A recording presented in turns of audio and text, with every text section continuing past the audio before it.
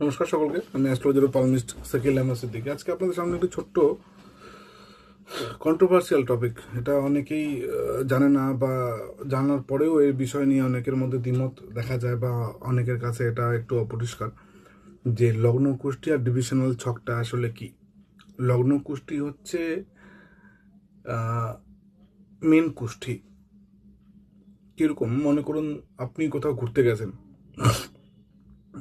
আজকে থেকে 4 বছর আগে, বা 2020-তে ঘুরতে গিয়েছিলেন, 6 বছর হয়ে গেল মোটামুটি। তো বন্ধুদের সাথে দাঁড়িয়ে এভাবে হাতটা ছড়িয়ে আপনি একটা ছবি তুলেছেন, 4 জন দাঁড়িয়ে। সেটা পাহাড়ের আশেপাশে ছিল ছবিটা। তো তুলেছেন, ছবি তোলার পর আপনারা সেখান থেকে ঘুরে চলে এলেন। এবার আপনি 6 বছর পর আপনি আপনার কর্মে আপনার জায়গায় আপনি আছেন। তো 6 বছর ধরে কি আপনি ঠিক সেভাবেই সেই 4 জন বন্ধুকে নিয়ে যে পোজে দাঁড়িয়েছিলেন, যে পোজে ছবিটা তুলেছিলেন, ঠিক সেভাবেই আছেন? নিশ্চয়ই না।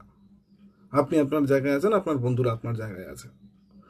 কিন্তু যখনই 2020-তে জানুয়ারিতে যে ঘুরতে যাওয়া হয়েছিল 21 তারিখ, ওই কথাটা মনে পড়লে, যখন ছবিগুলো উল্টাবেন বা ওই দিনটা মনে পড়লে কিন্তু ওই ছবিটার কথা মনে পড়বে, কিংবা ওই ছবিটা যখন দেখবেন ওই দিনটার কথা মনে পড়বে।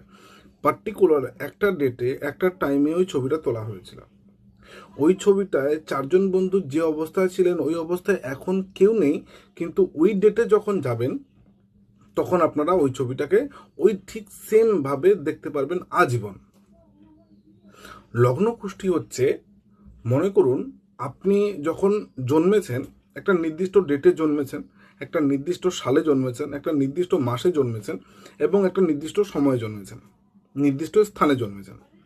এবার ওই সময়, ওই স্থান, ওই ডেট, ওই মাস এবং ওই সময় অনুযায়ী আকাশে গ্রহ নক্ষত্রের অবস্থান কি ছিল তার একটা ছবি বা ফটো হচ্ছে ডিভান কুষ্টি। এই ডিভান কুষ্টিটা অ্যাকচুয়ালি ওই দিন, ওই টাইম, ওই স্থান, ওই প্লেসের একটা ছবি, যখন গ্রহ নক্ষত্র কি অবস্থায় ছিল। এখন আমরা জানি প্রত্যেকটি গ্রহ কিন্তু ভ্রাম্যমান, প্রত্যেকটি গ্রহ তার কক্ষপথে ঘুরছে সূর্যের চারদিকে। তো যদি ঘুরছে তাহলে তারা সেম জায়গায় থাকার কথা না, সে তখন সেখানে ছিল এবং ঘুরতে ঘুরতে বেরিয়ে গেছে। এর জন্য আমাদের গোচরটাকে একটু কাজে লাগাতে হয়। চন্দ্র 2.5 দিনে, বুধ 17-18 দিনে, শুক্র 27-28 দিনে, মঙ্গল 45 দিনে, শনি 2.5 বছর সময় নিয়ে নেয় রাশি পরিবর্তন করতে, রাহু কেতু 1.5 বছর সময় নেয়। তো এই ভ্রমণ করাকালীন গ্রহটা তার অবস্থান বিভিন্নভাবে পরিবর্তন করছে। ঠিক 6 বছর পরে এসে 2026-এ জানুয়ারি মাসের 21 তারিখে যখন আমি ওই টাইমটা দিয়ে দেখব, টাইমটা দিয়ে যখন কুষ্টিটা দেখব, তখন দেখবো যে ওইখানে 4 জন একসাথে নেই। বা যদি আমরা 2026-এ আবার সেখানে ঘুরতে গেলাম, সেম ছবি আসবেই না। 4 জনের মধ্যে দেখা গেলো 1 জন বা 2 জন মিসিং আছে, জায়গাটা সেরকম নেই। বা এরকম হতে পারে যে সেম রকম ভাবে হচ্ছে না, কারণ 6 বছরে তো অনেক কিছু চেঞ্জ হবে। গ্রহ নক্ষত্রেরও সেম, যখন আপনার জন্ম হয়েছে আকাশে গ্রহ নক্ষত্রের যে অবস্থান ছিল, সেই অবস্থানটার 6 বছর পরে সেম ডেট, সেম তারিখ, সেম স্থান এবং সেম সময়ে একই রকম থাকবে না। তো ওই যে ঘুরতে গিয়েছিলাম, ওই ঘুরতে যাওয়ার সময় 4 জন বন্ধু যেভাবে দাঁড়িয়ে, যে স্থানে দাঁড়িয়ে, যে দিন দাঁড়িয়ে, যে সময় দাঁড়িয়ে, যে স্থানে দাঁড়িয়ে ছবি তুলেছিল, ওই ছবির মতো ছবি আসবে না আপনার ইহ জীবনে। ওটা অপরিবর্তনশীল। বাদবাকি সবাই বেঁচে আছে, সবাই নিজের নিজের জায়গায় ব্যস্ত, সবাই নিজের নিজের জায়গায় কর্মরত, বিভিন্ন জন বিভিন্ন জায়গায় রয়েছে, একসাথে আর নেই, বাট 4 জনই আছে। আর আজকের ডেটে যদি যাওয়া হয় তো ওই ছবিটা আবার দ্বিতীয়বার তোলা যাবে না, কারণ ওটা একটা টাইমই তোলা হয়েছিল, ওই সেম সিচুয়েশন আর আসবে না।